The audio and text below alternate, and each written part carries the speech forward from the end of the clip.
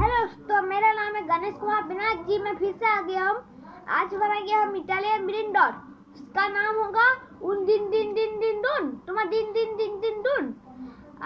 ওটার জন্য আমি उसको बनाने के लिए इतना सारा कलर लेके आया हूँ मैं क्ले। अब मैं इन दिन दिन डून का बॉडी बनाता हूँ। बॉडी के लिए ऑरेंज कलर चाहिए, ठंडे लगा है ऑरेंज कलर। ऑरेंज कलर से मैं फाड़ ले रहा हूँ। फाड़ने के बाद मैं ऑरेंज कलर से इसका बॉडी बना रहा हूँ। ये देखिए दोस्तों, ये है उन दिन डून का बॉडी। ये देखिए, ये है उन दिन का बॉडी। मैं उन दिन का बॉडी बनाने के बाद मिलता हूँ। ये देखिए दोस्तों, मैंने उन दिन डून उसका मैंने बॉडी बना लिया। अब मैं उसका चड्डी बनाने वाला हूँ बैंगनी कलर का, वायलेट कलर का। अब मैं उसका चड्डी बनाने के बाद मिलता हूँ। हेलो दोस्तों, मैंने उन दिन डून का बॉडी बना के रेडी कर लिया हूँ। अब मैं इसके जूते बनाने के बाद मिलता हूँ।